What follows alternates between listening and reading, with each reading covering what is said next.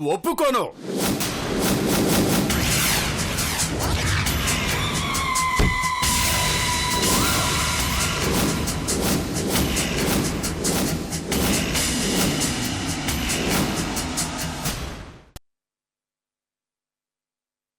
సహజంగా ఏ అత్తైనా తనలాగే ఆలోచిస్తుంది.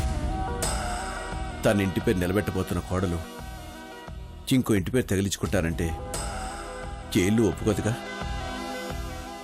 తను నేను అర్థం చేసుకోగలను, కానీ అది కరెక్ట్ కాదని చెప్పు.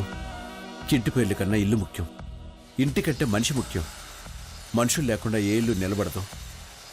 నందిని భవిష్యత్ కంటే ఇవేవి ఎక్కువ కాదు. అత్తగా కాకుండా అమ్మగా ఆలోచించమని చెప్పు. నేను మాట్లాడాను.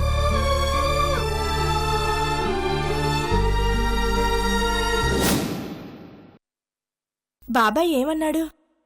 నేను ప్రెగ్నెంట్ అని తెలియగానే చాలా హ్యాపీగా ఫీల్ అయి ఉంటాడే. వచ్చిన దగ్గర నుంచి చూస్తున్నాను, అలా సైలెంట్గా ఉంటావేంటి? వాళ్ళేమన్నారో చెప్పొచ్చుగా. అసలు నువ్వు చెప్పావా మర్చిపోయావా? చెప్పే ఉంటావులే, ఇదేం చిన్న విషయం కాదు కదా. నా కడుపున పుడతానని జానికే చెప్పింది కదా.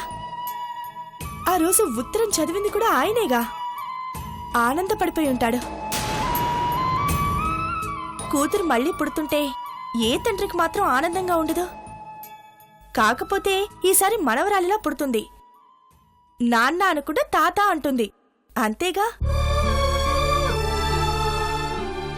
మాట్లాడవేంటి? అంతే అంతే, వాళ్ళిద్దరూ చాలా ఆనందంగా ఉన్నారు. మనవరాలు పుడుతుందనేమో, నాకంటే వాళ్లే ఎక్కువ ఫీల్ అవుతున్నారు.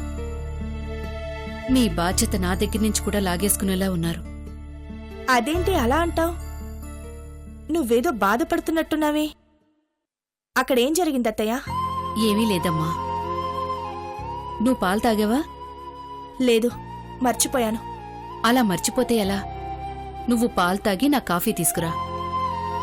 నేను తర్వాత తీసుకొస్తాను గాని ముందు బాబాయ్ ఏమన్నాడో చెప్పు. ఏమంటాడు? ఇప్పుడు నువ్వు చెప్పిందే. నీ గురించి ఆలోచిస్తున్నారు, నీ లైఫ్ ఎలా బాగుపడుతుందా అని. పాపం, చాలా ప్లాన్లు వేస్తున్నారు. ఇప్పుడు నా లైఫ్కేమైంది? నేను బానే ఉన్నాను. ఇంతకంటే బాగుండడం ఇక కుదరదు. భర్త లేడు కదా.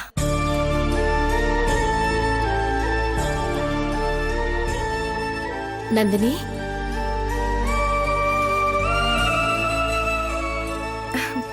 పిన్ని,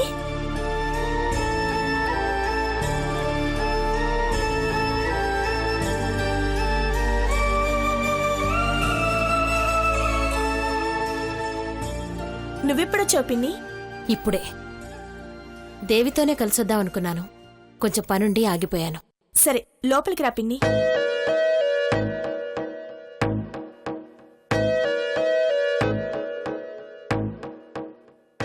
నందిని, నువ్వెళ్ళి మీ అత్తయ్యతో పాటు నాకు కూడా ఒక కాఫీ తీసుకురా. అలాగే.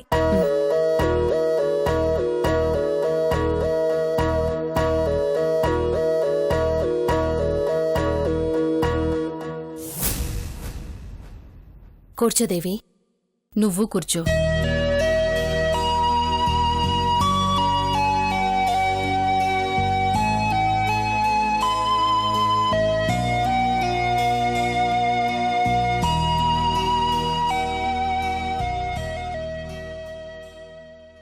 ఏంటి, నీకిష్టం లేదా? దేని గురించి?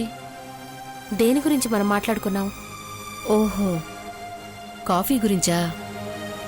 తీసుకొస్తుందిగా. వెటకారమా? బ్రతుకుని ఎగతాళి చేయకు.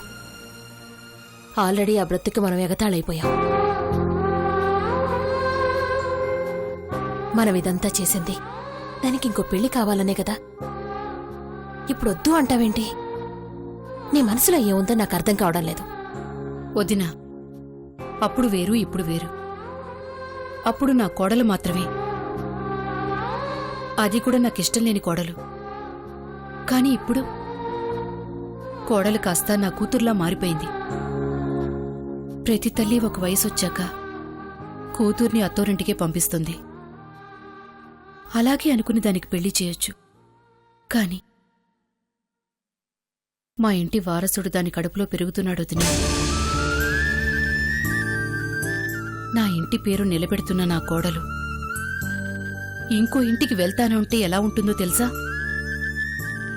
ఇంటి గడపకి చెదపట్టినట్టుంటుంది.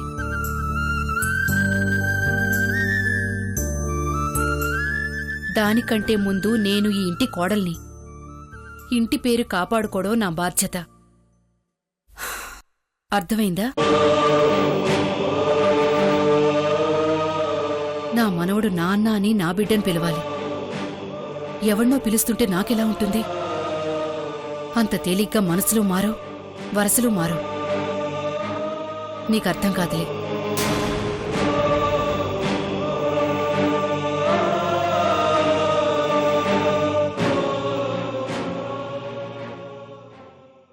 ఇదిగో పిన్ని, నా చేతి కాఫీ నువ్వెప్పుడు తాగలేదుగా. చూడు, బాగోలేకపోతే మాత్రం తిట్టొద్దు. నా బిడ్డ చేతి కాఫీ ఎలా ఉన్నా బానే ఉంటుందమ్మా. అంటే బిడ్డనే అనుకో, కానీ నువ్వు కనలేదు కదా. ఎక్కడో కొంచెం తేడా ఉంటుందిగా, అదే భయం. నిన్నే కాదు, జానకిని కూడా నేను కనలేదు. కాని ఎప్పుడూ నాకు ఆ తేడా లేదు.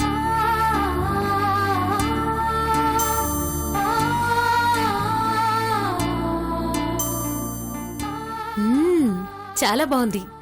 ఇంకో కప్పిస్తావా? అయ్యో, కరెక్ట్గా ఇంతే పెట్టాను పిన్ని. మళ్ళీ పెట్టు. ఏం పోయింది? ఏంటత్తయ్యా, నిజంగా అంత బావుందా? ఆ బావుంది బావుంది. వెళ్ళి మళ్ళీ పెట్టు. అలాగే.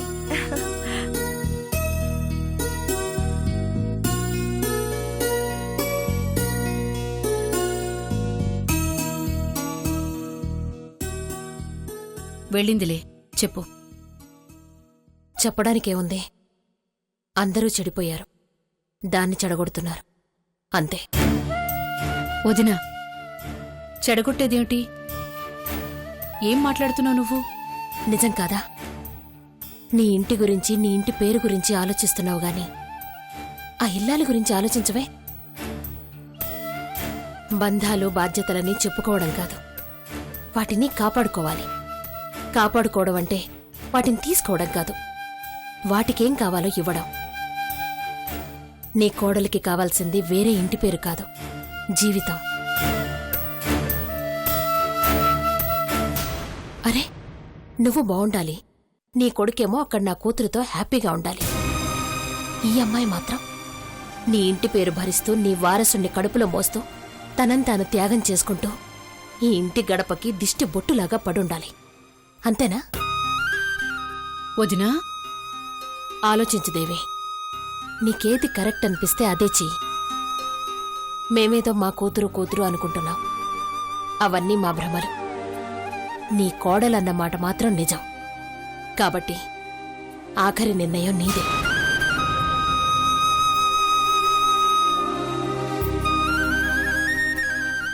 సరే, మనం మాట్లాడుకుంటే కాదుగా. వెళ్ళి దాన్ని ఒప్పించు. అది ఒప్పుకుంటే నాకిష్టమున్నా లేకపోయినా ఇష్టమే, అంతే. కానీ నేను చెప్పను, నా వల్ల కాదు. మీరే చెప్పుకోండి, మీరే పెళ్లి చేసుకోండి. నా చేతికి అక్షింతలిస్తే మనస్ఫూర్తిగా వేస్తాను. అంతవరకే నాకు చేతనైంది.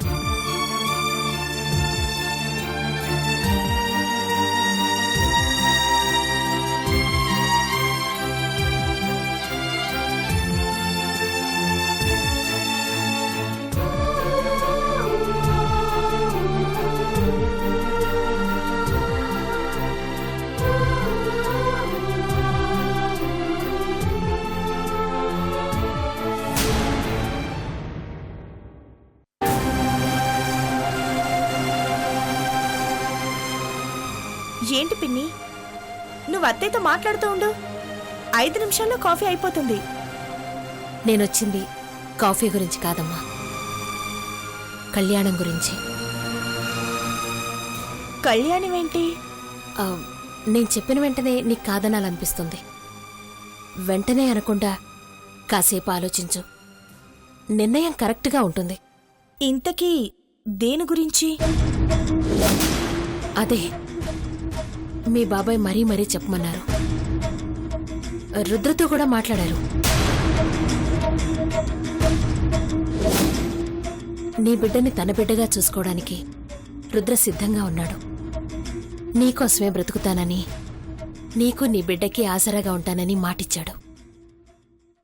నువ్వు కూడా ఒప్పుకుంటే బావుంటుంది అనిపిస్తోంది. ఏమంటావ్?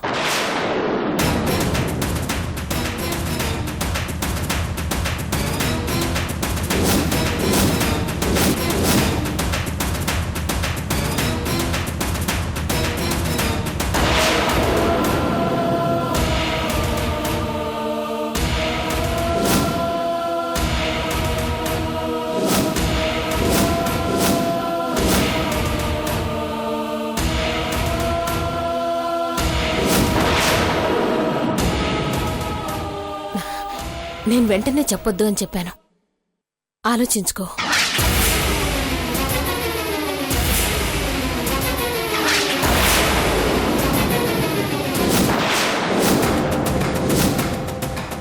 చూడు, నీ మనసంతా విజయే ఉన్నాడు. అది నిజం. నీకు ఈ ఇంటి కోడలిగా బ్రతకడమే ఇష్టం. అదే నిజం. నీ ప్రేమని, నీ నిజాయితీని ఎవరూ కించపరచరు. ఆ అర్హత కూడా ఎవరికీ లేదు. నాకు తెలుసు, నువ్వు అణువణువు విజయ్కి సొంతం.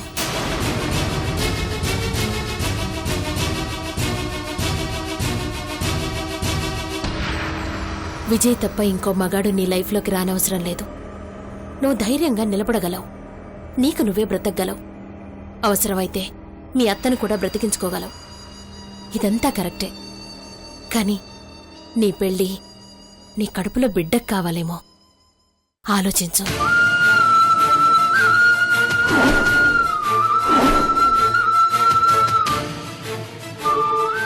చూడు, వాడు అమ్మ అని పిలిస్తే సరిపోతుందా? నాన్న అని పిలవడానికి ఓ మనిషి అక్కర్లేదా?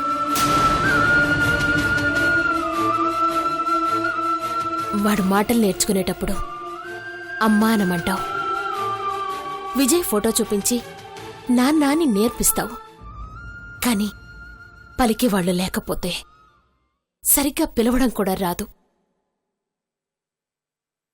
అర్థమైందా? వాడి భవిష్యత్తుకి అమ్మ మాత్రమే కాదు, నాన్న కూడా కావాలి.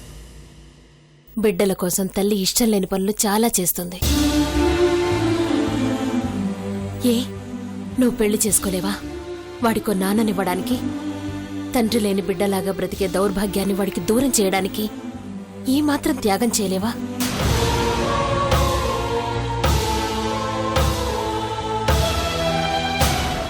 అందరి జీవితాల్లో పెళ్ళనేది ఒక స్వార్థం. నీ జీవితంలో ఈ పెళ్లి ఒక త్యాగం. చేస్తే బావుంటుందేమో. ఆలోచించు.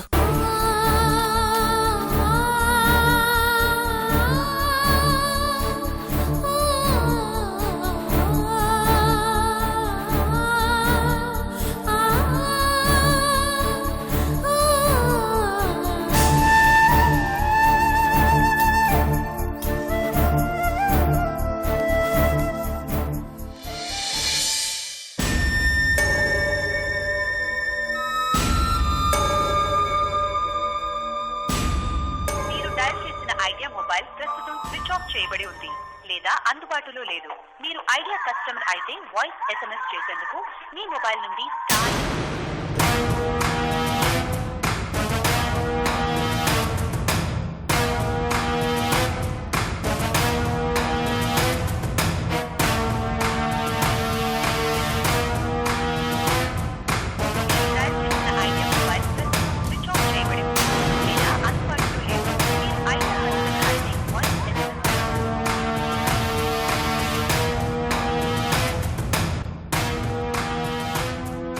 ఏంటి ఎవరికి ఇందాకటి నుంచి ట్రై చేస్తున్నావు? అదే అమ్మకి ఏ లిఫ్ట్ చేయట్లేదా? కట్ చేసి స్విచ్ ఆఫ్ పెట్టింది. దానికి టెన్షన్ పడాలా? ఈ నైట్ మీ వాళ్ళ అమ్మాయిది పెళ్లి కదా. అదే నేను చూస్తే గుర్తుపడతాను అన్నా.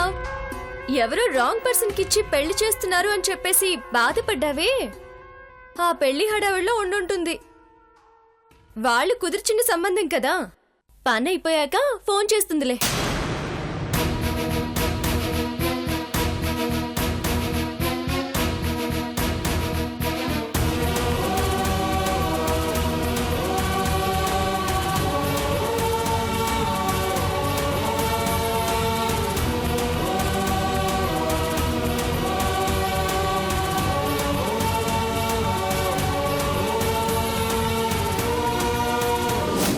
ఓ విరిసిన మరుమల్లి జరుగును మన పెళ్ళి ముత్యాల పందిరిలోనా మురిపాల సందడిలోనా. రే ఏంట్రా ఇది? ఉండనివ్వండి, భలే పాడుతున్నారు బాబు, పాడండి. రే ఎందుకు రికార్డ్ చేస్తున్నావురా? ఏం లేదండి బాబు, ఓ మంచి రాత్రి వేళ మార్చురీలో కూర్చొని శవాలతో పాటు మందెత్తే చాలా బాగుండేలా ఉందండి, పాడండి. చంపేస్తారు. నా పాట నా నందుకే సొంతం. అయ్యో బాబోయ్, కొంచెం దూరంగా ఉండండి బాబు, చిన్న చిన్న ఫోటోలు పుట్టేసేలా ఉన్నాయి. రే ఫోటోలు ఏం కర్మరా, ఒక్క 10 నెలలాగు కవల పిల్లలు పట్టకపోతే నా పేరు రుద్రప్రకాశే కాదు. అసలు ముందు పెళ్లి కావాలి కదండి, పెళ్లి కాకుండానే స్టవ్ ఎట్టేస్తారా ఏంటి? రే యంత్రముఖం, ఆల్రెడీ పెళ్లి సెటిల్ అయిపోయిందిరా. ఆ హరిశ్చంద్ర ప్రసాదే స్వయంగా నన్ను పిలిచి పిల్లనిస్తానన్నట్రా. నందినిని పెళ్లి చేసుకోమని బ్రతిమలాడాడ్రా. ఇక వాళ్ళకి వేరే ఆప్షన్ లేదు. నందిని జీవితం బాగుపడాలి అంటే దానికి పెళ్లి కావాలి. దాన్ని చేసుకోవాలి అంటే నేనే కావాలి, ఇంకెవ్వడు రాడు. ఈ రుద్ర రానివ్వడు. అసలు దానికి పెళ్లి ఆలోచనే లేదు. కానీ ఏదో ఒకటి చేసి దానికి ముగుడయ్యే కెపాసిటీ ఈ రుద్రకి మాత్రమే ఉంది. అయితే పెళ్లి ఖాయమేనండి? చూస్తుండ వెడ్డింగ్ కార్డ్స్ మీద ఏ డేట్ అయితే ప్రింట్ అయి ఉందో అదే డేట్కి నేను పెళ్లి కొడుకునవుతాను, దానికి మొగుణ్ణవుతాను.